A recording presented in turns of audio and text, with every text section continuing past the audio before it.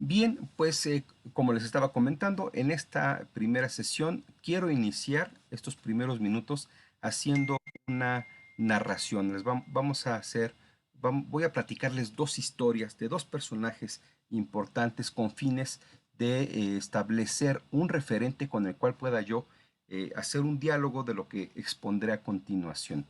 Uno de los primeros sujetos de los que quiero platicarles su historia o una parte de la historia es Mark Zuckerberg, que seguramente muchas y muchos de ustedes han escuchado por la importancia de la red social que puso en el mundo y que hoy nos tiene conectados a nivel global, que es la red de Facebook. Pues bien, Mark Zuckerberg era estudiante de la Universidad de Harvard. Vamos a iniciar la historia en ese punto. Aunque bueno, desde muy joven habría cosas que decir, pero lo único que quisiera recuperar es que Mark Zuckerberg desde muy joven fue una persona con muchas habilidades en programación. Desde adolescente ya tenía algunas avances, algunas propuestas de programas que pues resultaban importantes en términos pues de lo que en ese tiempo era el desarrollo de la programación y del software en la década de los 80s, 90s. Bien, pues Mark Zuckerberg ingresa a los 22 años, a los 21 años a la Universidad de Harvard y a los 22 desarrolla un sistema utilizando datos de la propia universidad que le llama el Face Match, que tenía como finalidad exponer fotografías de las chicas inscritas en la universidad a partir de la base de datos de la Universidad de Harvard para obtener votaciones por parte de los universitarios de acuerdo a sus preferencias estéticas sobre las mujeres. Esto, evidentemente, llevó a la Universidad de Harvard a un llamado a la rendición de cuentas a Mark Zuckerberg pues por haber utilizado, haber hackeado las bases de datos de la universidad y haber utilizado la información que es personal para un uso que pues era moralmente un poco cuestionable, ¿no? Moralmente, bueno, bastante cuestionable. Mark Zuckerberg tenía dos argumentos que virtió en su defensa. Uno, que él consideraba que la información que estaba en las bases de datos de la universidad debería de ser pública. Y dos, que eso era una ayuda, que él había ayudado a la universidad para que identificaran las fuentes o los espacios de debilidad y de vulnerabilidad que tenía su sistema ante hackeos que pudiesen resultar de mayor perjuicio para la universidad.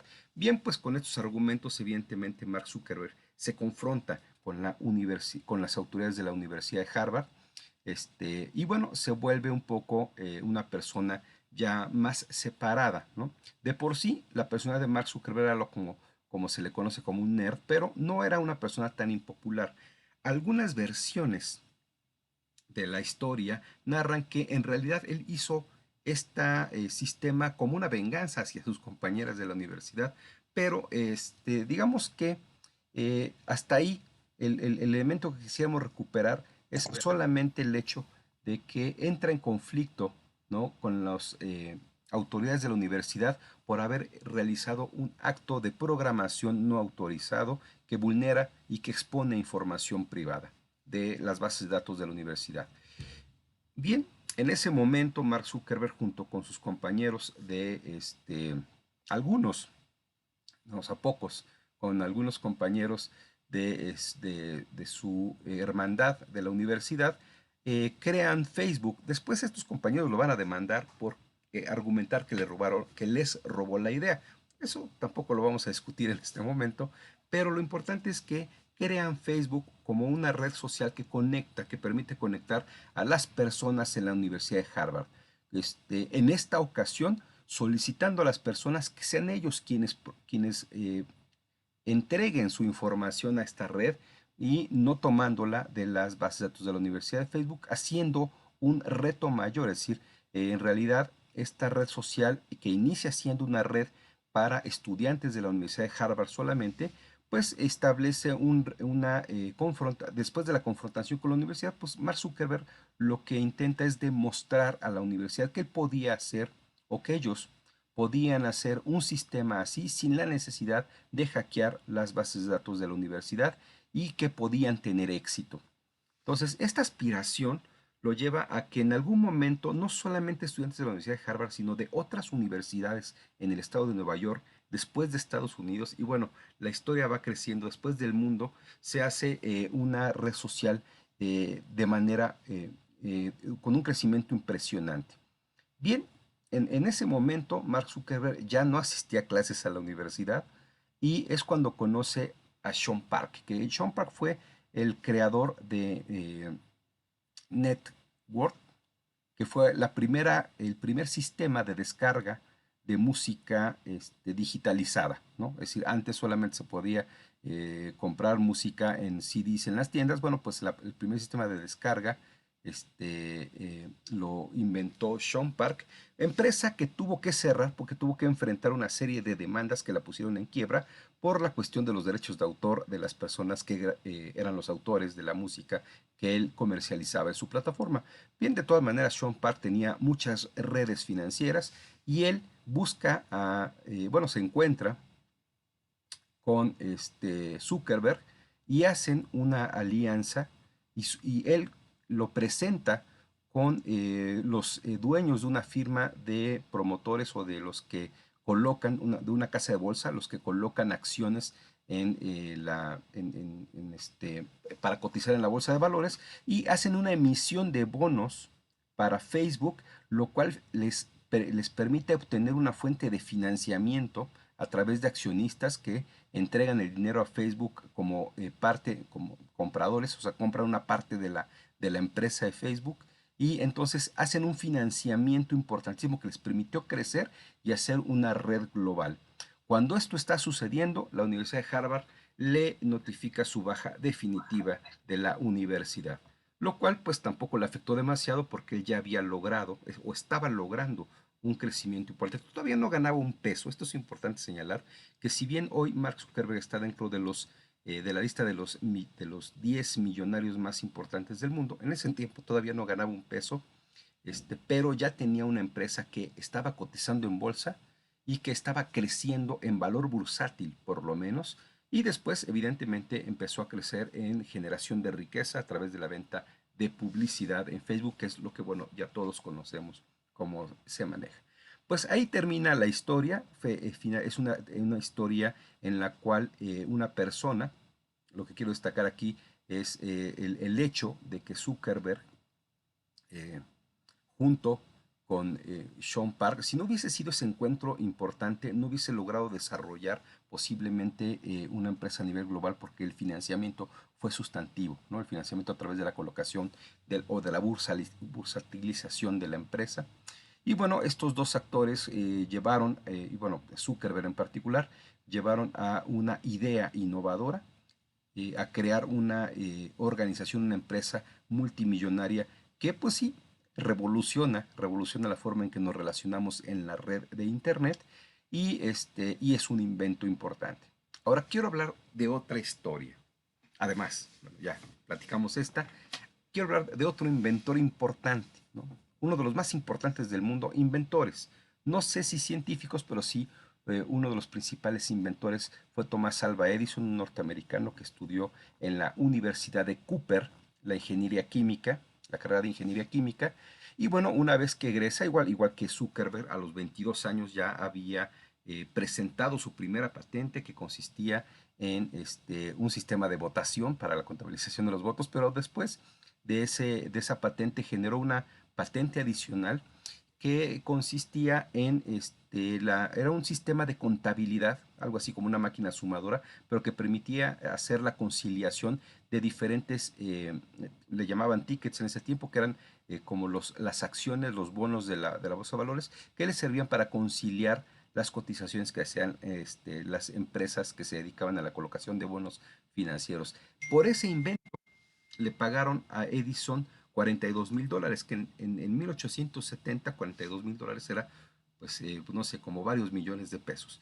Con ese pago que obtuvo por esa patente, por ese invento, Edison montó su primer laboratorio. Esa es la innovación en realidad. Después vamos a platicar, en unos momentos más platicaremos cuál es la diferencia entre cada cosa que hicieron estos personajes, pero él con eso montó un laboratorio, un centro de investigación, un laboratorio industrial. Fue el primer laboratorio con fines industriales, porque todos los laboratorios antes de esta idea de Edison eran de investigación, pero centrados particularmente al desarrollo del conocimiento, no al desarrollo del conocimiento aplicado a la generación de riqueza. Bien, pues, pues Tomás Alva Edison es una persona que obtuvo en su vida más de 1000 patentes, casi 1100 patentes, de hecho, 1093 patentes obtuvo Tomás Alva, bueno, generó Tomás Alva Edison a lo largo de su vida, entre ellas el fonógrafo, que según mi perspectiva es algo equivalente a Facebook. Imagínense una época donde para escuchar música tendrían que ir a un teatro o algún lugar, a un concierto, para escuchar a personas que van a tocar una serie de melodías o cantantes que van a ejecutar una canción o van a cantar algo. No, bueno, no había otra forma, no había música grabada hasta el invento del fonógrafo por Tomás Alva Edison. Eso revoluciona la sociedad. Ustedes no saben, así como hoy en día Facebook, lo que fue el fonógrafo. Bueno, imagínense el mundo sin música grabada, ¿no? Entonces, bueno, del mundo sin música grabada a la grabación fue una revolución importantísima, pero no solamente el fonógrafo. Quiero centrarme en uno de sus inventos más importantes, que fue la luz eléctrica, la bombilla. Bueno, la luz eléctrica, la generación de luz incandescente, bueno, la iluminación a partir de energía. Antes de eso, imagínense un mundo donde solamente podíamos prender velas o fogatas o antorchas para iluminar nuestras casas, nuestros caminos. Bueno, esa fue también una enorme revolución en el desarrollo de la sociedad, ¿no? O sea, Tomás Alva Edison tuvo muchos inventos y muchos de ellos fueron realmente trascendentes. Tomás Alva Edison, entonces, una vez que inventa la bombilla, la luz eléctrica, funda una compañía de electricidad que se llamó pues la compañía de luz eléctrica de Edison, ¿no? La Light Electric Company, la Edison Light Electric Company. Y bueno, esta compañía de luz no la fundó solo porque Tomás Alva Edison no tenía los recursos para poner una industria, una empresa de generación de electricidad por sí mismo. Se asoció, aquí hay un actor nuevamente, un financiero, se asocia con JP Morgan. Hoy JP Morgan es una empresa que se dedica a la colocación de bonos bursátiles, pero JP Morgan en ese momento se asocia con Tomás Alva Edison para incursionar o desarrollar una compañía de electricidad. Bueno, pues aquí pues, una compañía de electricidad requiere una gran inversión. Con el tiempo entraron en conflicto Edison y JP Morgan por la forma de generar electricidad. Edison insistía en su idea original de generar electricidad, lo que se llama a través de corriente directa.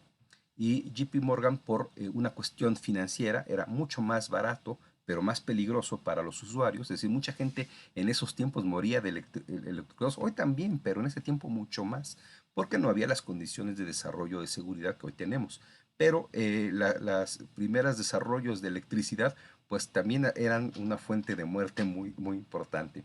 Y entonces JP Morgan quería desarrollar la industria a partir de lo que se llamaba la corriente alterna, que si bien para Edison no era un problema desarrollarlo así, sí representaba un dilema moral en términos de la seguridad de los usuarios. Esto los llevó a que JP Morgan, a través de una maniobra legal, le despojara de la empresa, bueno, se quedara con la empresa y le cambió el nombre, hoy se llama General Electric, ¿no? Entonces, bueno, pues la empresa ahora en vez de Edison Electric Company es la General Electric, propiedad en ese momento solamente de JP Morgan. Bueno, y ahí termina la historia que quiero contar. Thomas Alva Edison fue un inventor, tuvo la idea, tuvo el conocimiento a través de sus desarrollos tecnológicos, tuvo el conocimiento para hacer un invento revolucionario, pero invento que al final no se quedó él, sino, bueno, muchos de ellos sí, pero en el caso de la electricidad, pues la principal empresa de electricidad en Estados Unidos, no sé si hoy en día, pero en ese momento sí, pues terminó en manos de una persona que fue la que puso los recursos, sí, los recursos financieros para crecerla, pero que pues tampoco es que tuviese la patente, ¿no? Bien, así se resuelve esta historia. Son dos historias, dos personajes que son innovadores, ¿no? desarrollan la innovación y permiten crecer o de revolucionar, ¿no? En diferentes campos a la sociedad, ¿no? En el campo de la electricidad, pues bueno, no me imagino una revolución tecnológica tan importante después de posiblemente de la invención o del desarrollo de la red de Internet que pues equipare en importancia al desarrollo de la red eléctrica, la iluminación, el uso de la electricidad para generar luz. Y bueno, igualmente, bueno, veremos si pasa la historia, eso está por verse todavía, está escribiéndose la historia, veremos si está por pasar a la historia la red de Facebook como una de las principales revoluciones en la forma de interactuar y comunicar a la sociedad. Bien, pues en este momento voy a poner en pausa la grabación para escuchar sus aportaciones. Pues bien, en síntesis, lo que nos muestra, o el punto que quiero destacar, no es que muestre la historia algo, yo las estoy poniendo como pretexto para discutir lo que es la formación profesional. Ambas personas tuvieron una formación profesional, si bien Zuckerberg de forma más autónoma, porque él estudió programación desde muy joven, antes de entrar a la Universidad de Harvard, y de forma autodidacta.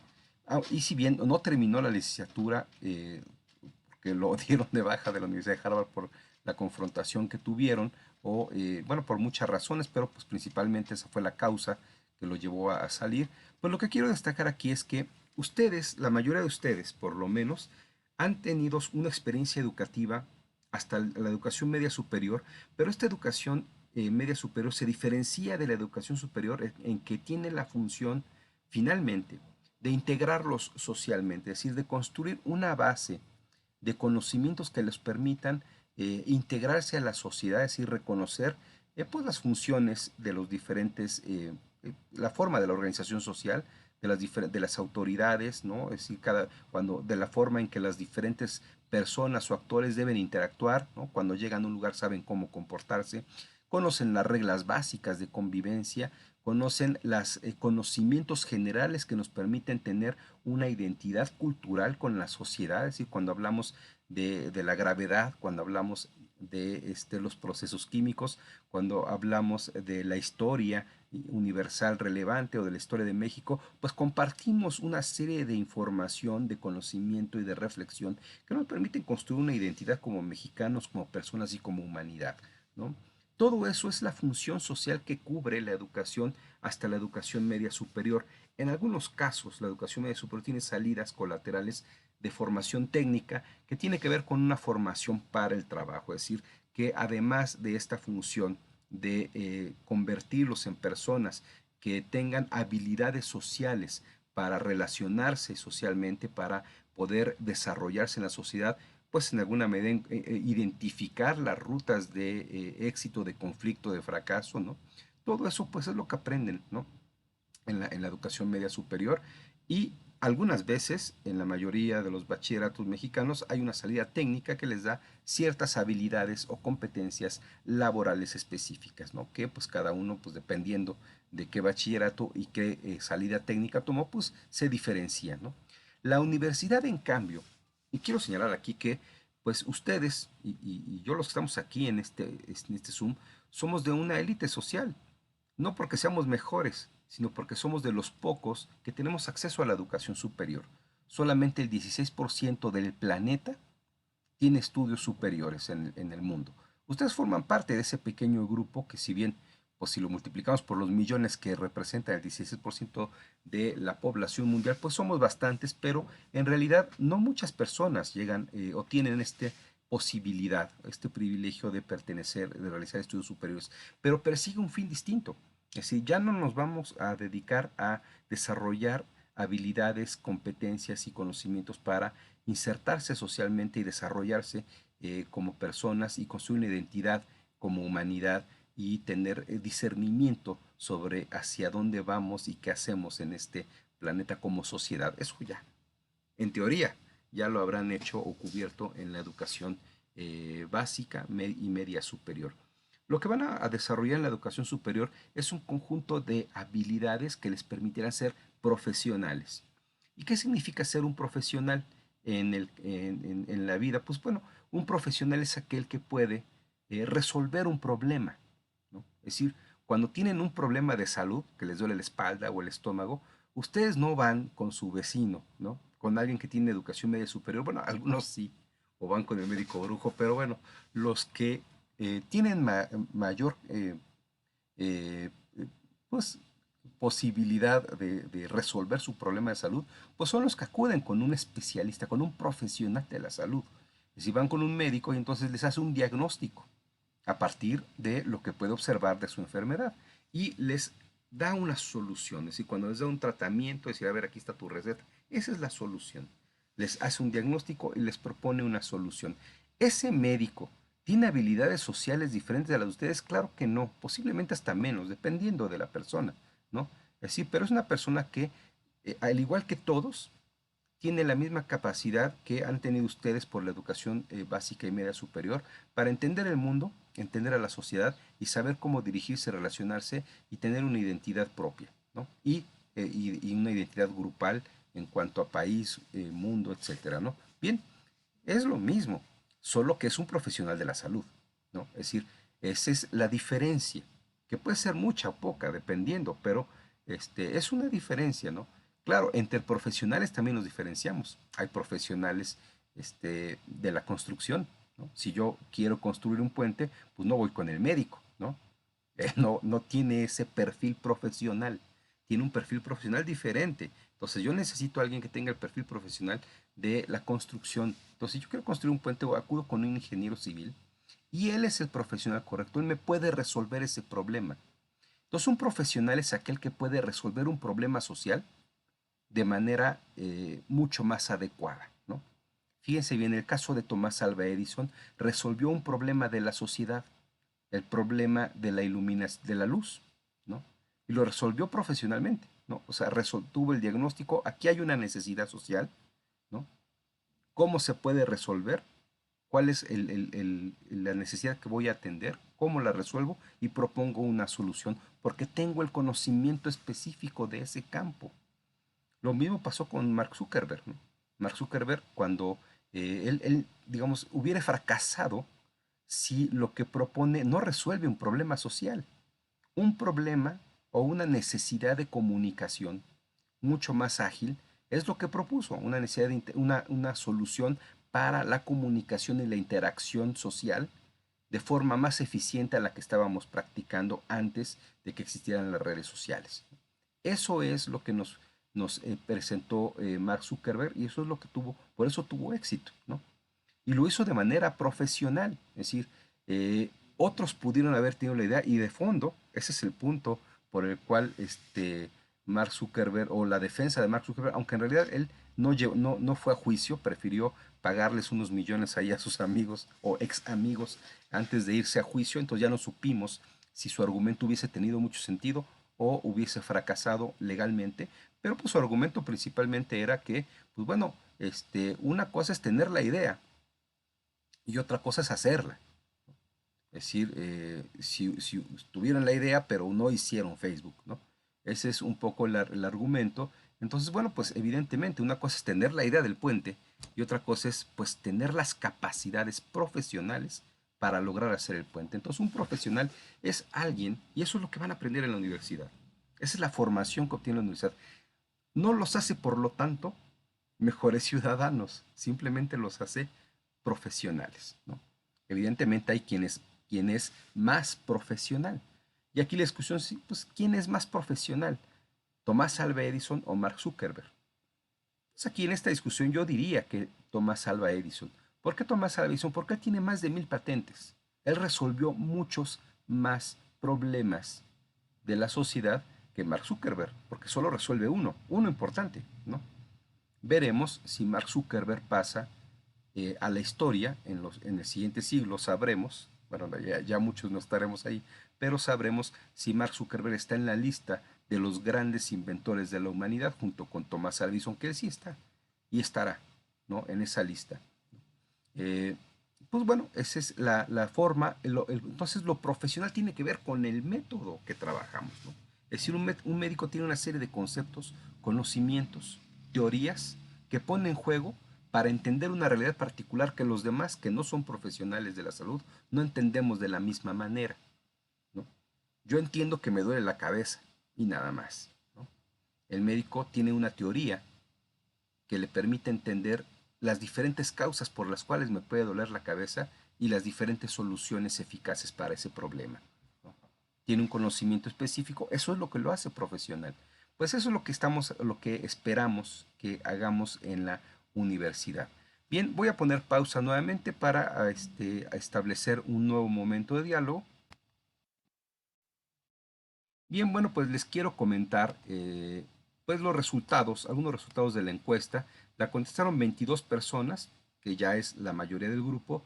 Y pues bueno, aquí lo primero que tenemos que ver es que pues el 41% proviene del Colegio de Bachilleres, lo cual está muy bien porque el Colegio de Bachilleres pues es una institución educativa, pues yo diría que eh, combina con algo de éxito el modelo propedéutico con el modelo de formación técnica, que bueno, no necesariamente es mejor que la educación técnica, porque también el modelo por ejemplo, tenemos un 27% de estudiantes que vienen siendo 6 de los 22. Ese 27% de estudiantes que contestaron la encuesta de ustedes provienen de alguna institución del DGETI o del DGETA, que son básicamente la formación técnica. Hay pocos del CONALEP, me sorprende. Generalmente tendríamos más estudiantes en otras generaciones del CONALEP. Aquí solo uno del CONALEP, dos que provienen de las preparatorias de la Ciudad de México, este, uno de Preparatoria UNAM, uno de CCH y de otras universidades, bueno, de otros centros de bachillerato, dos personas más. Pero bueno, pues predomina el colegio de bachilleres y los de GETI o de JETAS, según en donde hayan estudiado, pero ese es el perfil de las personas que egresan. Me da mucho gusto ver que el pues 86%, 19 de los 22 que contestaron la encuesta, dominan la plataforma Zoom. Esto nos ahorra muchas dificultades, lo estamos viendo, ya más o menos nada más les falta aprender a levantar la mano a algunos, de todas maneras yo me doy cuenta cuando quieren hablar, pero tienen un video, yo les puse el video, ahorita les voy a explicar en su momento, ahí les puse algunos recursos en la plataforma para que repasen cómo utilizar el Zoom y cómo utilizar los recursos de Moodle, porque son las dos herramientas que vamos a usar. Bueno, el Google Meet también 18 lo domina, está muy bien porque sería una plataforma de emergencia si es que no podríamos usar el Zoom. Generalmente tengo acceso suficiente al Zoom. Es un Zoom que no es de la universidad porque la universidad no tiene esta plataforma. No, la universidad trabaja con Teams, pero justamente por lo que me resulta en esta encuesta y es lo que sabíamos, aquí en Teams solamente 10 de las 22 personas, el 45% conoce y usa la plataforma Teams. Teams tiene la desventaja de que no es tan popular, ¿no? Es un poco más complicada que Zoom y también requiere una mayor ancho de banda, ¿no? Es decir, consume mucho internet. Claro, es una plataforma más completa que Zoom, se pueden hacer muchas más cosas, pero pues, es más pesada, es más complicada y claro, muchos menos la conocen. Entonces por eso elegí utilizar Zoom, que la universidad tiene Teams, nos pone a disposición Teams, tiene esas desventajas que algunos pues si están entrando en su celular, en su tableta o no tienen un contrato de internet de ancho de banda superior a los 20, 25 gigabytes por segundo, pues posiblemente no podrían tener un buen resultado en el uso del Teams y tendrían además que aprender algunas cosas. Y con Zoom, bueno, ya tengo aquí, me da gusto ver que la mayoría sabe usar. De todas maneras, les voy a pedir que repasen los videos. Y Google Drive, menos, también solamente 10 personas. Bien, aquí esto es muy importante. La mayoría de ustedes cuenta con un dispositivo o equipo de cómputo propio con acceso a Internet, el 50%, pues me da mucho gusto. Y el 45% tiene un equipo de cómputo compartido con acceso a Internet. Si bien no es propio, no es exclusivo, pues lo comparten, pero pueden tomar sus clases. Y hay un 1%, perdón, un 4% que es una persona preocupante porque cuenta con equipo pero no tiene acceso a internet, tiene que ir a redes públicas que tienen el problema de que aunque tienen suficiente ancho de banda, acuden tantas personas que saturan el ancho de banda y posiblemente tengamos problemas de conexión. Pero bueno, esa es la condición. Claro, tendremos que ser flexibles, pero pues afortunadamente no son tantas personas. Eh, Aquí una parte importante de la encuesta. ¿Cómo prefieren estudiar? Y aquí sí voy a hacer algunos comentarios, porque el 54% estudia mejor con ejercicios, tareas y posteriormente clases, lo cual está muy bien, porque de hecho es como vamos a trabajar. Pero aquí hay un porcentaje, el 36% estudia mejor con videos y posteriormente clases. No es que no vayamos a usar los videos, pero en realidad es muy importante que tengamos el video es un mecanismo para dar información. Es como lo que estoy haciendo yo. Es decir, les doy información, pero todavía hay que hacer procesamiento de información para hacer un buen aprendizaje y movilizar los conocimientos, ¿no? Es decir, aplicar la información en algo. Entonces, no basta ver los videos y tener una clase para después platicar sobre ellos, sino hay que, los videos es parte de dar información, pero sí hay que realizar tareas o ejercicios, actividades que nos permitan aplicar la información del video o de la clase o de la lectura y poder hacer uso de la información aplicándola en algo y con eso construir un aprendizaje más adecuado. Entonces, bueno, estas preferencias de estudio tendremos y bueno, son 8 de 22 personas que contestaron. Me parece que es un buen porcentaje. Habríamos que trabajar con ustedes para que se interesen más en hacer las tareas. Y bueno, solo 2 personas prefieren la lectura. Está mal porque todos tendrán que entrar en la lectura. Una de las cosas que caracteriza a la profesionalización es que tenemos acceso a lecturas especializadas y podemos leerlas y comprenderlas. Vamos a ver que posiblemente las primeras lecturas se les pueden complicar porque ya son lecturas de nivel universitario, ¿no? Es decir, son especializadas, están dirigidas a profesionales del campo. Entonces supone que hay un manejo del lenguaje que pues seguramente no domina alguien que no tiene una profesionalización base, ¿no? Pero ustedes tendrán que ir adaptándose a este lenguaje. Vamos a hacerlo, digamos, de forma adecuada para que no se les complique, pero sí vamos a empezar a hacer lecturas que a lo mejor se les van a hacer difíciles al principio, pero después verán que ya entendiendo el lenguaje, los conceptos no son tan complicadas. Pero sí la lectura es una base de la profesionalización. Difícilmente sin leer, todavía no se inventa. Es falso el debate de que los videos o las grabaciones de voz van a reemplazar a la lectura. Es decir, está comprobado en los estudios de neurociencias que la lectura eh, detona un proceso de concentración y de asimilación de la información que no puede ser asimilable por otro tipo de dispositivos. Es decir, si solamente escuchan, este, pues asimilan entre el 15 y el 20% de la información que está ahí. Si solamente ven el video, pues podrían asimilar, el video podría ser una mejor alternativa porque podrían asimilar inclusive hasta el 60% de la información si están muy concentrados, pero la lectura no tiene, digamos, comparación con la posibilidad de asimilación de información. Evidentemente una lectura descuidada, sin concentrarse, pues no aporta mucho, que es lo mismo que un video que ponen pero no escuchan, ¿no? O un video que están viendo pero sin embargo están haciendo otra cosa y no le ponen atención, pero igual, una lectura bien hecha, pues sí tiene posibilidades de transferir hasta el 75% de la información a una persona que la lee de forma concentrada, ¿no? Entonces, bueno, todos estos elementos nos llevan a que la lectura no va a ser reemplazada y difícilmente lograrán un aprendizaje profesional sin lecturas, ¿no? Entonces hay que leer, esto sí me genera eh, una confrontación cognitiva con ustedes, pero vamos a tratar de dar el paso, ¿no? Con flexibilidad, tratando de entender los ritmos de cada uno, de cada una, pero demos el paso a un aprendizaje basado fundamentalmente en lecturas, más que en otros recursos, aunque no descartamos los otros recursos.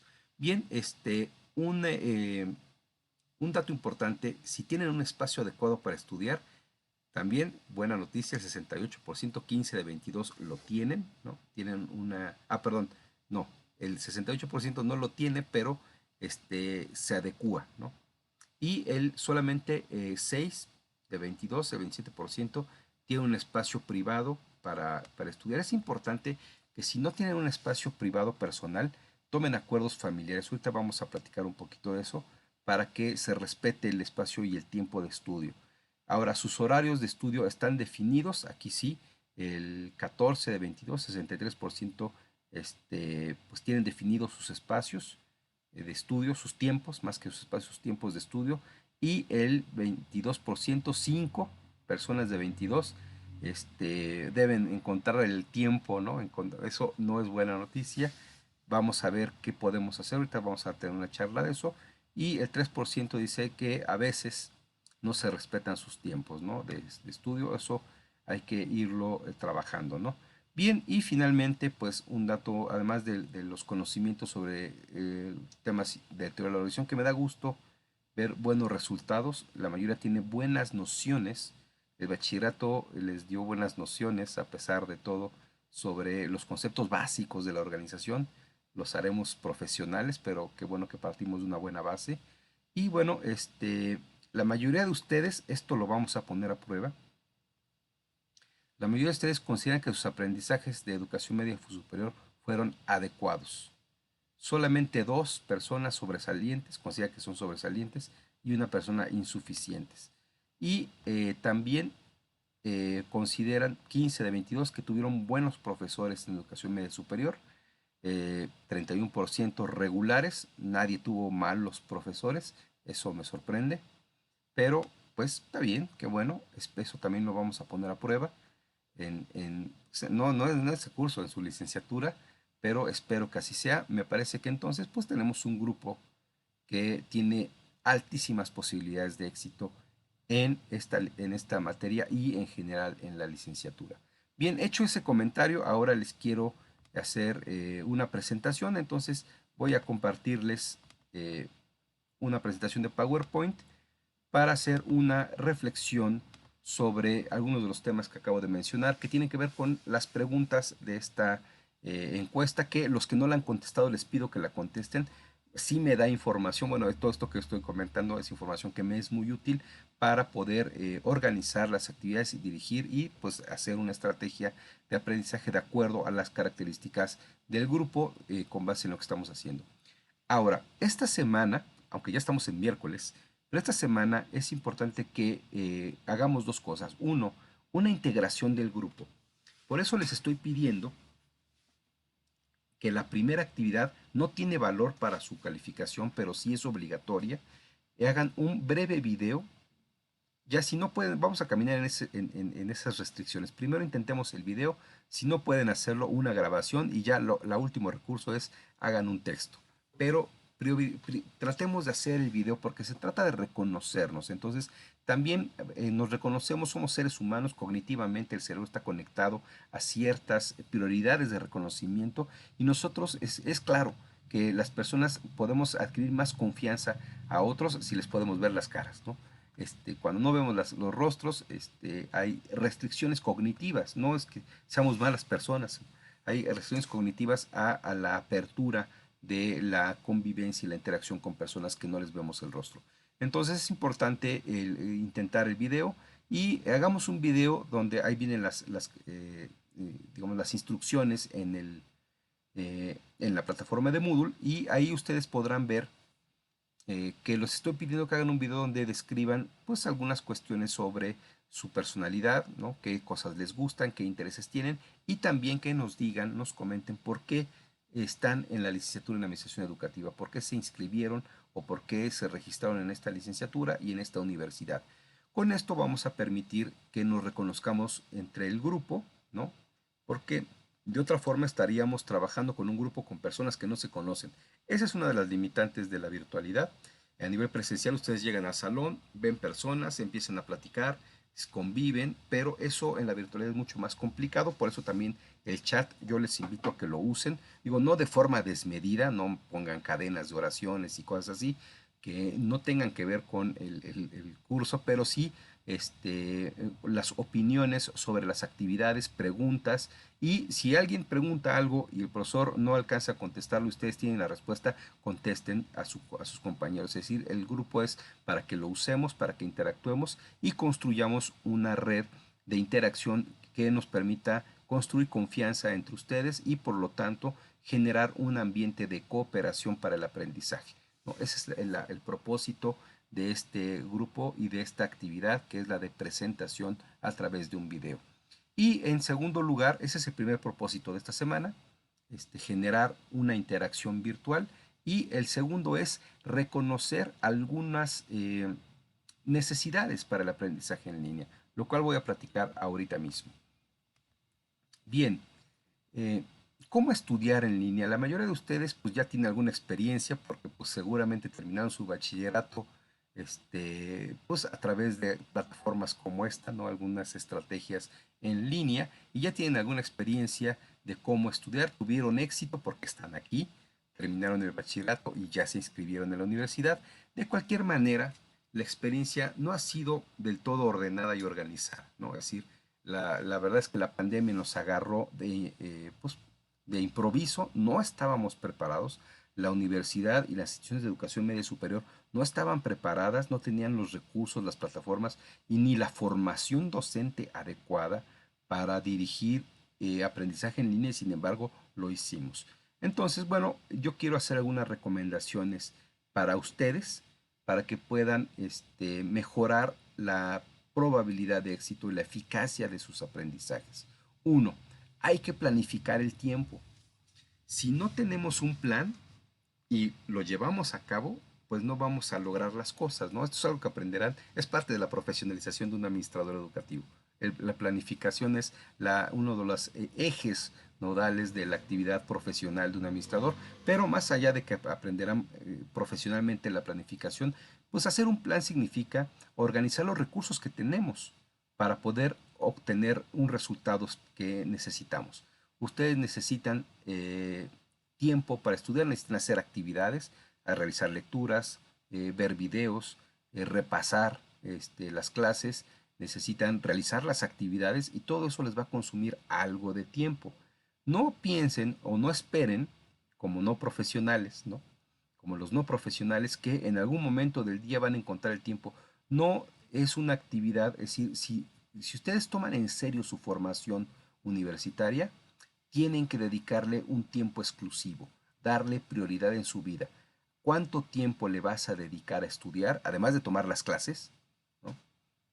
Bueno, además de las sesiones sincrónicas, pues que no sé si sean clases, además de las sesiones sincrónicas por la plataforma Zoom o la que sea que usemos o que usen con sus otros profesores, ¿cuánto tiempo más le vas a dedicar a hacer esas cosas?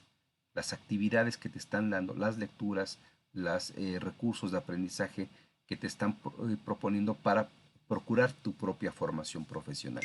Entonces, ese tiempo lo tienes que planificar. Vas a estudiar 4 horas al día, 2 horas al día, 6, además de las sesiones, ¿no? Entonces tienes que planificarlas. ¿En qué horas del día son más idóneas de acuerdo a la dinámica familiar? ¿No? Seguramente tendrán obligaciones familiares, obligaciones domésticas que cumplir, pero hay que tomar acuerdos, ¿no?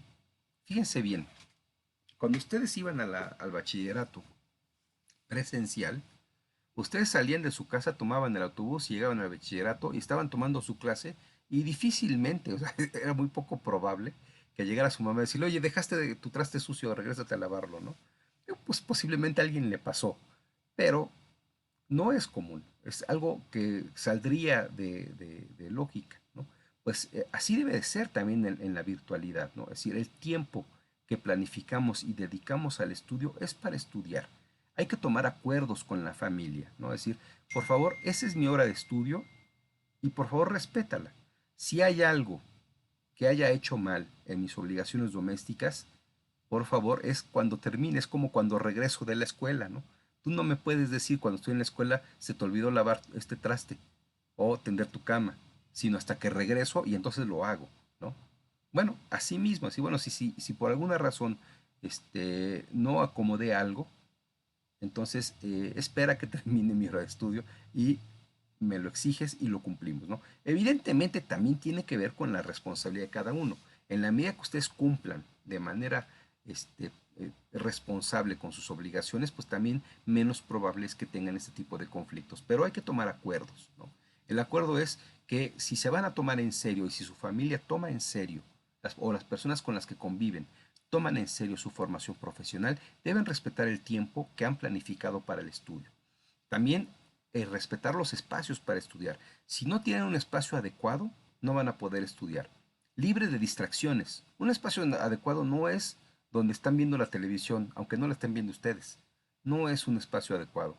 No es un espacio adecuado al lado del teléfono. No es un espacio adecuado. Bueno, eh, fíjense bien, aunque sea un rincón, una esquina de 1 metro por 1 metro, si ustedes tienen una mesa y una silla, ahí pueden trabajar, pueden poner su computadora, pueden hacer búsquedas de internet, pueden hacer lecturas, preferentemente cerca de una ventana. Yo les dejé un material ahí que les pido que revisen sobre las condiciones idóneas para estudiar. Procuren tener la mayoría de ellos, pero deben tener un espacio adecuado, sobre todo libre de distracciones. Y cuando les digo libre de distracciones, también hablo del internet, ¿no? Es decir, libre de distracciones es que no es que estén estudiando, están haciendo búsquedas y a la vez están viendo los videos de YouTube chistosos o programas de los estos líderes de opinión, ¿no?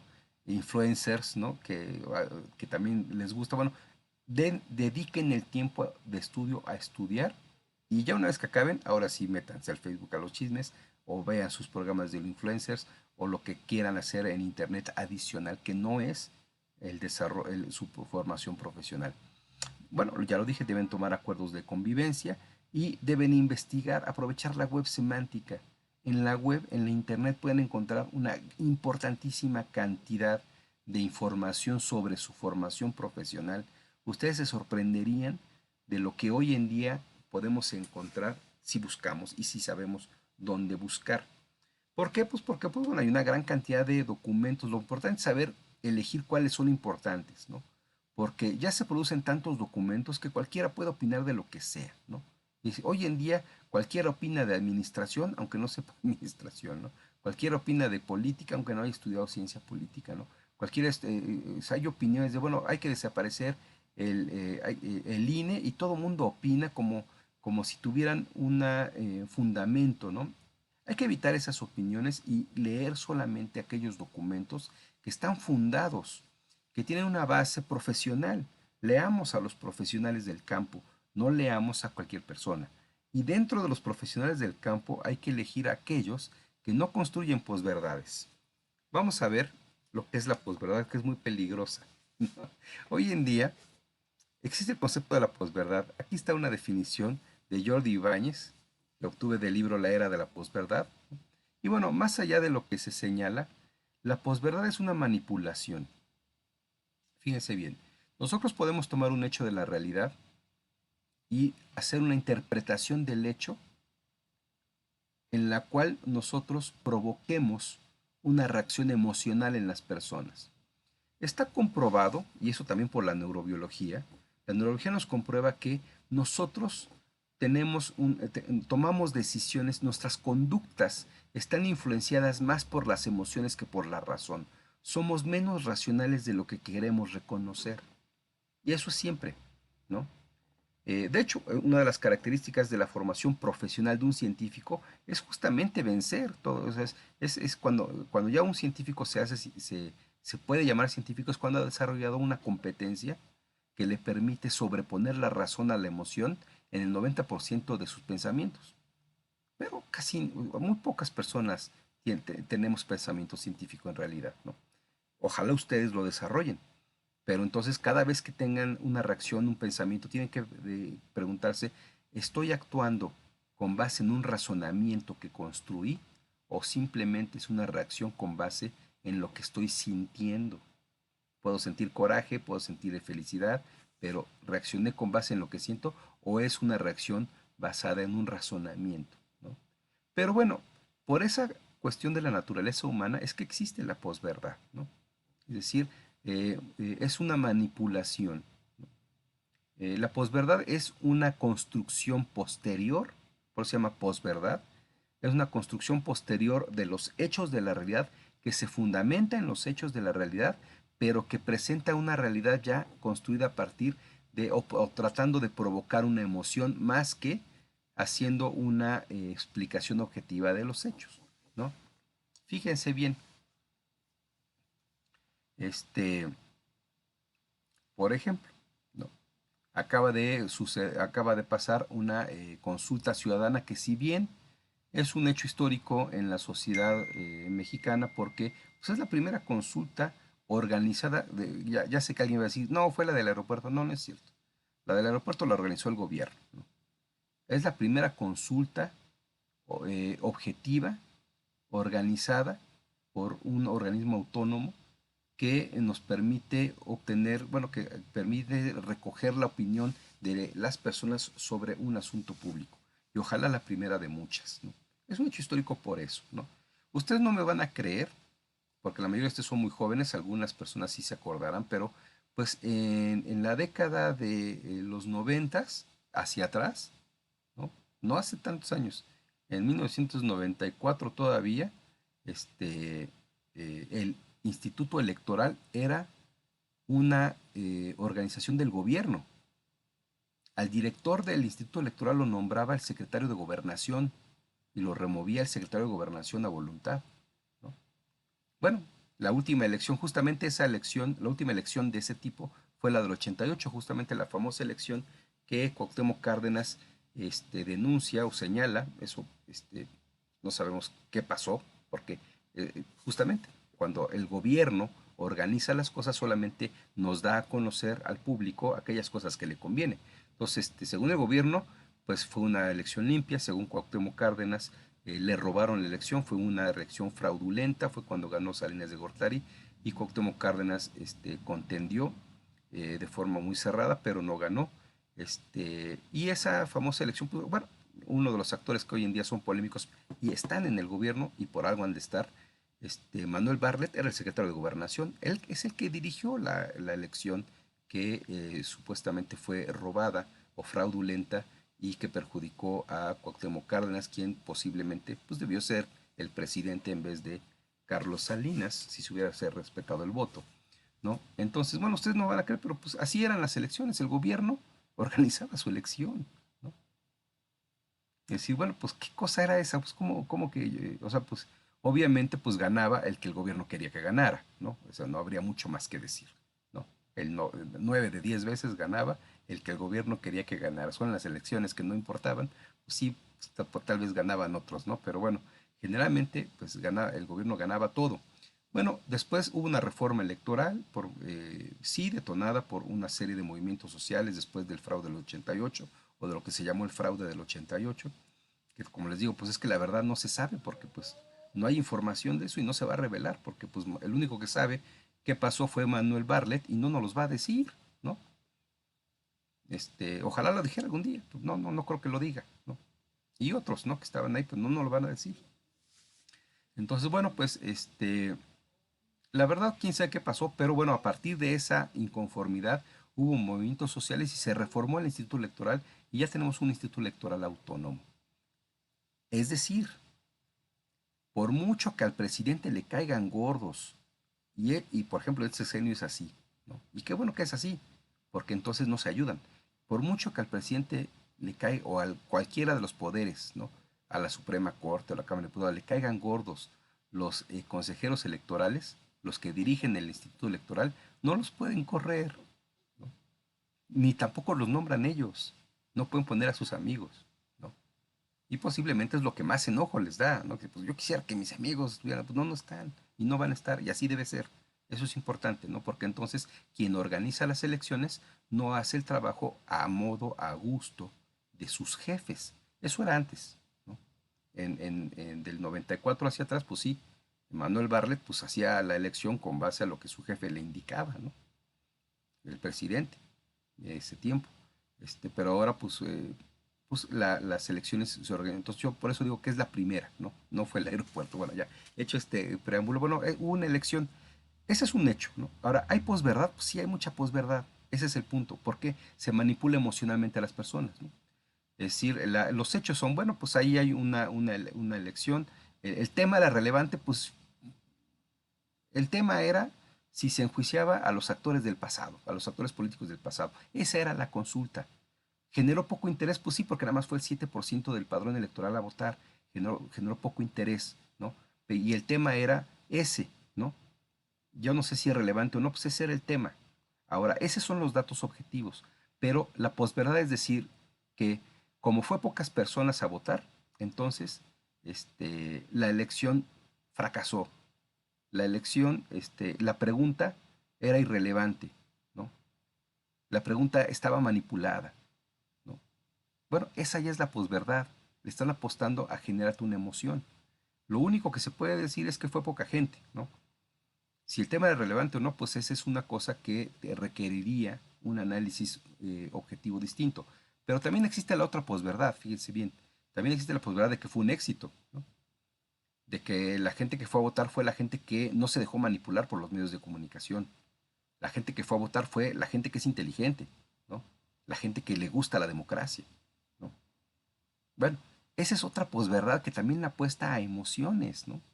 Nada de eso se puede comprobar. Es decir, agarrar a cada una de las personas que votaron y preguntarles, ¿usted votó porque le gusta la democracia? ¿Usted votó porque está informado? ¿Usted votó porque no se dejó influenciar por los medios de comunicación? Eso no se sabe, eso ya son posverdades, son cosas que se inventan después. De eso debemos de tener mucho cuidado, porque la posverdad nos lleva a conclusiones falsas y como les digo, es muy fácil caer en la posverdad. Les voy a poner un ejemplo de hace muchos años. En el 2017 había una persona que posteó en Facebook una fotografía de una niña pidiendo limosna. Hay muchas niñas pidiendo limosna en la Ciudad de México, muchísimas, más de las que uno quisiera ver, pero esa es una triste realidad. Entonces, ¿qué tenía de particular esta fotografía? Que la niña era de ojos claros y era güera, ¿no? Y entonces se escandalizan en las redes sociales porque como una niña güerita y de ojos claros estaba pidiendo limosna en un semáforo. Seguro la secuestraron, ¿no? Entonces, bueno, no les quiero dar toda la historia, pero ¿en qué concluyó esto?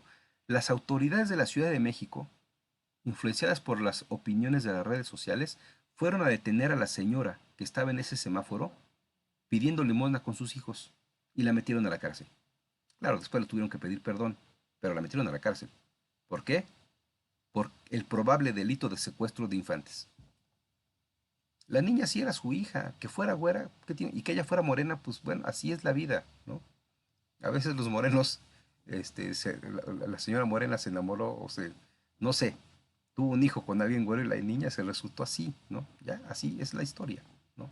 Es la vida, ¿no? Lo grave de todo eso es la posverdad, ¿no?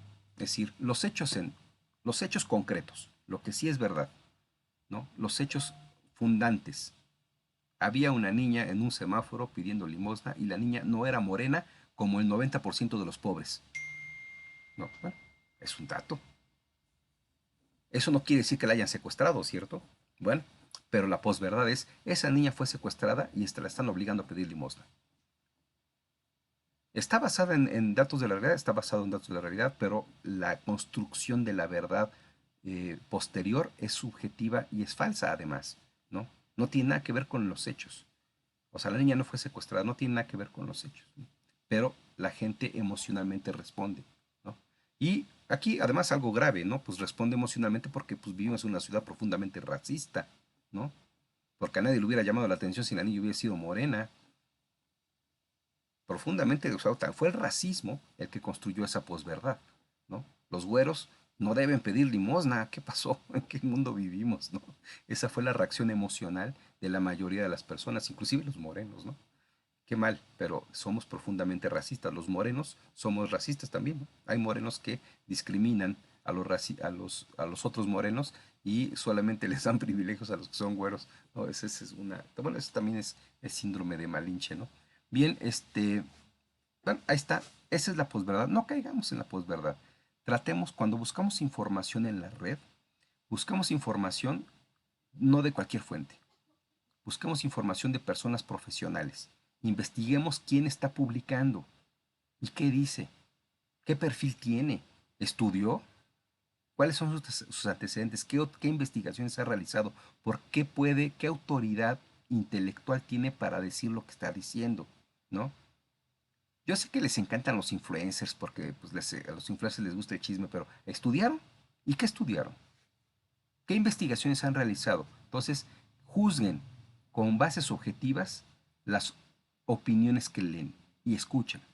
Y después, aún las personas con autoridad intelectual pueden construir posverdad si tienen intereses. La posverdad se construye por intereses específicos, ¿no?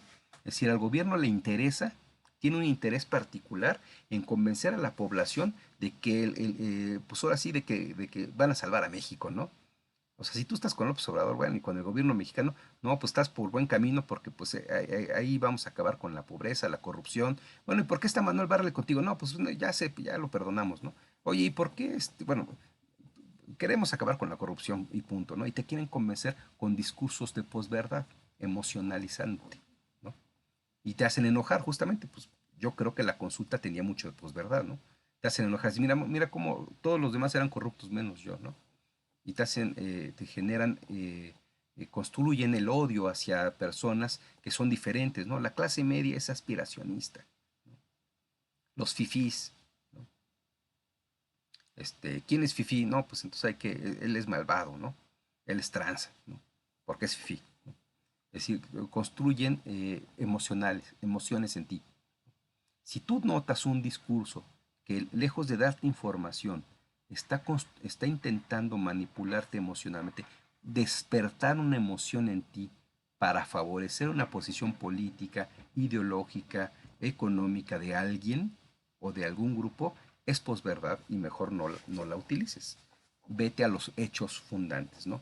Bien, eso es algo que tenemos que hacer, neutralizar las emociones, ¿no? Es decir, a ver, si yo reacciono emocionalmente, digo, a ver, leo una noticia, ay, me enojé, malvados. A ver, espérate, neutraliza tu emoción. Si te hizo enojar, es muy probable que haya posverdad, ¿no? A ver, ¿por qué me enojó? Vamos a leerlo de nuevo. ¿Qué es objetivo? ¿Qué son datos? ¿Qué es información? ¿Y qué es una interpretación de esos datos que está intentando hacerme enojar y que lo logró? Ah, entonces eso lo elimino porque hay un interés ahí, ¿no? De que yo reaccione emocionalmente y analizo la información, los datos reales, ¿no? ¿En qué se está fundando? ¿Qué es lo que sí es objetivo y qué es lo que es una interpretación que está escrita de tal forma que me despierte a mí una emoción y me haga enojar, ¿no? Bueno, pues eso es lo que tenemos que estar evitando y todo el tiempo, porque la posverdad ya es una cuestión que está en todas partes, ¿no? Es decir, todas las personas, incluyendo los influencers, ¿no? Y si no, pregúntenle al Partido Verde Ecologista que les pagó 200,000 pesos a cada uno de los influencers para que dijera opiniones emocionalizadas en favor de su partido, ¿no? O sea, posverdades, ¿no? Pues bueno, incluyendo los influencers, tienen intereses, ¿no? La mayoría de las personas, bueno, yo diría que los influencers son los primeros, ¿no? Es decir, ¿de qué creen que viven? ¿No? De que cuando un influencer empieza a despotricar de alguien de la nada, pues alguien le pagó para eso, ¿no? Cuando empieza a alabar a alguien de la nada, pues alguien le pagó para eso, ¿no? Es decir, bueno, pero más allá, yo sé que algunos los tienen así como en un pedestal y no me van a creer, pero les prometo, ¿no? Así como se logró investigar al Partido Verde y se logró demostrar a partir de las transferencias bancarias que hizo a las cuentas de estas personas que les pagó 200,000 pesos a cada uno para que emitieran una opinión, pues bueno, eso es de todos los días, ¿eh? Es decir, no, lo digo porque pues muchos de repente creen que los que son influencers dicen cosas objetivas. No, la mayoría de las personas influencers subastan sus opiniones, ¿no? Como tienen seguidores, dicen, bueno, ¿cuánto me vas a pagar para que favorezca tu interés? ¿No? Para que mi opinión sea hacia lo que a ti te interesa o contraria a lo que a ti te interesa, ¿no? Pues cuando hay artistas o personas que están en juicio, ¿no? De repente, pues esta pareja de famosos están en juicio en sus hijos. Bueno, de quién voy a hablar mal y de quién voy a hablar bien? ¿No? ¿Quién me va a pagar mejor? ¿No? Esas son cosas de todos los días en los influencers. Entonces, las llamadas que hacen los influencers a sus informantes son esas, ¿no? Es decir, oye, mira, pues Yo sé que tú estás, ya se salió, vamos a tener que hablar del tema, de que estás demandando la custodia de tus hijos o de tus hijas y que, pero ¿quién es el malo en la película? ¿Tú? Pues de qué tamaño es el cheque, ¿no? O tu pareja. ¿Quién va a ser el malo en mi versión? ¿No? Bueno, todas esas cosas pues son de todos los días, no solamente en eso, en todo, ¿no? En todo, en las noticias, en las opiniones que leen en los periódicos, inclusive la gente que tiene eh, formación académica, pues tiene intereses también, tenemos que decodificarlos. Bueno, este es el tema de la posverdad, espero que lo tomen en serio y por lo tanto mi recomendación es hacer búsquedas en Internet, pero búsquedas de documentos y de información que esté basada en hechos, que sea preferentemente fuentes científicas, ¿no? Revistas científicas, revistas académicas de administración y de educación, y evitemos fuentes que de por sí son viciadas como noticieros, como opiniones, como influencers que en realidad pues tienen un punto en favor y en contra y van a tratar de construir posverdad. ¿Y cómo sabemos cuando es posverdad? Cuando sentimos una emoción fuerte. Si yo leo algo y me enojo, a ver, ¿por qué me enojé? Ahí está, ¿no? Neutralizar las emociones, primero diferenciar, neutralizar y después contrastar con diferentes fuentes, saber qué otra información hay, cómo lo dicen otros. Si yo encuentro que hay opiniones encontradas, entonces hay posverdad y tengo que neutralizarla buscando la información objetiva. Y bueno, finalmente, nada más para entrar un poquito ya en materia, pues ustedes podrán buscar, nada más la voy a decir rápidamente, ¿no? Aquí está escrita, cuando repasen el video pueden leerla, ponerle pausa y leerla con más detalle, pero a lo mejor ya hasta la conocen, es una fábula famosa que se llama Los siete ciegos sabios y el elefante, que básicamente se trata de que había siete ciegos sabios caminando y se encuentran un elefante. Pero como son ciegos, empiezan a tocar al elefante y lo empiezan a describir. Y un ciego dice, bueno, el elefante es como un colmillo, porque está tocando el colmillo, es como una lanza, porque está tocando el colmillo. Pero el que está tocando la trompa dice, no, tú te estás equivocado, porque el elefante es como una serpiente, porque él está tocando la trompa. Pero otro está tocando la pata del elefante y dice, no, todos ustedes están equivocados, porque en realidad el elefante es como un tronco. Bueno, ya, ese es el punto. Discuten y debaten los sabios. Son ciegos, son sabios, pero son ciegos. Pues no pueden ver la realidad en su totalidad y solamente a través de la poca información que tienen por los sentidos, el sentido del tacto que logran tocar, es lo que hacen, es la interpretación que construyen de esa realidad, de ese elefante. Entonces, básicamente la reflexión es que eh, cuando tenemos diferentes interpretaciones, no posverdades, no manipulaciones emocionales. Cuando tenemos diferentes interpretaciones de una misma realidad, lo más probable es que cada uno tenga una versión distinta dependiendo de la información que está obteniendo de esa realidad. Está mirando cosas diferentes. De eso se va a tratar todo este curso, ¿no? Es decir, cuando vemos a los psicólogos de la organización hablando de la organización a partir de conflictos, conductas, este, pues bueno, eso es lo que ellos están mirando, están tocando a la organización desde una perspectiva con unos lentes muy específicos y con un conjunto de conceptos muy particulares y son ciegos al resto de los elementos de la organización, que sin embargo están ahí. Cuando nosotros leemos a los sociólogos de la organización y que nos están hablando, en vez de decir, no, eso no es tan importante, yo no lo puedo mirar, yo lo que miro es relaciones de poder, donde el sociólogo mira liderazgo, cooperación, motivación, el sociólogo mira relaciones de poder, dominación, sometimiento. Están mirando la otra parte. Lo que no mira es el ciego que está mirando otro aspecto de la organización que el otro ciego no puede ver porque no tiene el marco conceptual adecuado, ¿no? No tiene los lentes que le permitan identificar esa realidad. Pero ambos nos están describiendo una parte de la organización, ninguno toda. Nosotros tenemos que ver cómo armar ese rompecabezas y darle sentido, entender a la organización, porque cada teoría, cada aspecto cada estudio de la organización nos va a revelar una parte de la misma, pero no nos van a revelar todos toda. ¿Cuál tiene razón? Todos. Solamente que parece que se contradicen, así como decir, bueno, ¿cómo es posible que algo que tiene forma de lanza también tenga forma de tronco o de serpiente, pues es que es un elefante y están tocando partes distintas, ¿no?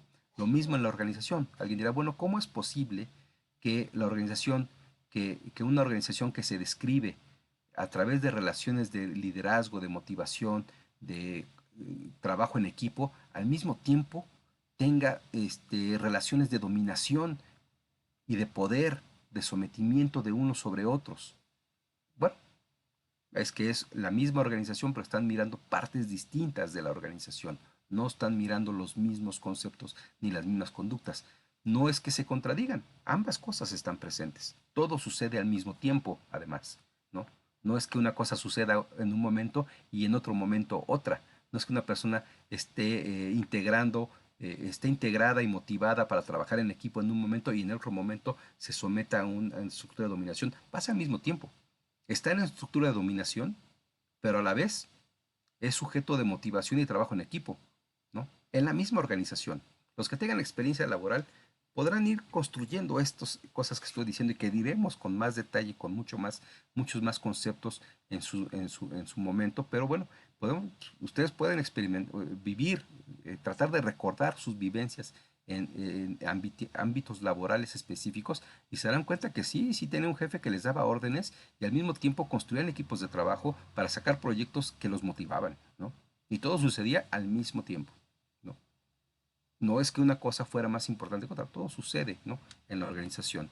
Entonces, bueno, esto es el fenómeno de la organización, es como el elefante, que es lo que estaba diciendo, y los ciegos son como las diferentes teorías o perspectivas que solamente miran una parte de la organización. Y tener cuidado con el dogmatismo, ¿no?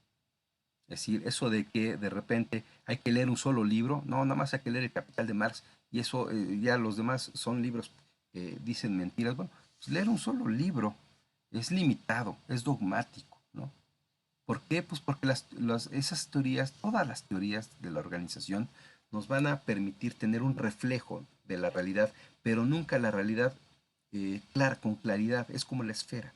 Es como si miráramos la realidad a través de una esfera porque las teorías tienen limitaciones en la construcción de la realidad, las limitaciones normales del ser humano, ¿no? No podemos verlo todo al mismo tiempo. Por eso lo dividimos el conocimiento en disciplinas. Los psicólogos estudian una cosa, los sociólogos otra, los economistas otra, porque no tendríamos toda la posibilidad de tener todo el conocimiento y toda la perspectiva en una sola disciplina, ¿no? Sería muy complicado el conocimiento, por eso lo dividimos y lo clasificamos, ¿no? Entonces es como una esfera que nos presenta, las teorías sociológicas, psicológicas, económicas, nos presentan la realidad, pero con distorsión, porque solo nos presentan una parte y no toda, ¿no? Entonces, es como si dijéramos que lo que estamos viendo a través de la esfera es así, que los edificios son curvos en vez de ser rectos, ¿no? Y que además todo tiene una distorsión cilíndrica, ¿no? Bueno, eso es ser dogmático, ¿no? Pensar que eso que vemos solo a través de esa lente o a través de la esfera es la realidad. No, esa es la teoría, esa es la explicación de esa teoría. Y muy adecuado cuando decimos esta teoría lo explica de esta forma, eso es correcto. Esta perspectiva metodológica lo plantea de esta manera, inclusive las soluciones que plantean como profesionales. La solución que propongo es una solución propuesta desde la perspectiva tal, es adecuado porque no todas las soluciones sirven para todos los contextos y todas las organizaciones, ¿no? Dependiendo, ¿no? Pero hay que señalar qué perspectiva estamos tomando y decir, esta perspectiva lo plantea así, sería un error, nos convertiríamos en el simio dogmático que no piensa la realidad, sino piensa solo en virtud de los lentes que tiene, ¿no? De la forma de ver las cosas, es decir, la realidad es así porque esta teoría lo dice, no, no es así. La realidad no se convierte, no se puede manipular para convertirse a lo que dice una teoría, es al revés. La teoría debe adaptarse, adecuarse a lo que la realidad está determinando, ¿no? La realidad no la podemos transformar ni es a gusto, ¿no? Es que a mí me gusta más la teoría marxista porque es más equitativa. Bueno, pues te gusta más la teoría marxista, pero ¿qué realidad vivimos? Una realidad profundamente inequitativa, ¿no? No es a gusto. Si la realidad es terrible, y lo es, si las sociedades que vivimos son profundamente injustas, este, las personas que tienen el poder son manipuladoras, mienten, simulan. Bueno, esa es la realidad. Tomar una teoría que nos presenta un panorama más bonito y por lo tanto nos gusta más y creer que esa es la realidad es vivir engañado. La realidad es como es y no la podemos cambiar. La podemos explicar, entender y tratar de tener una mejor interacción con ella con base en ciertos conocimientos profesionales, ¿no? Pero pues pensar que las teorías son la realidad es un error que debemos evitar. Bien, pues hasta aquí la presentación. Creo que me tomé más tiempo del que había planteado, pero aún tenemos algunos minutos. Voy a pausar para abrir la discusión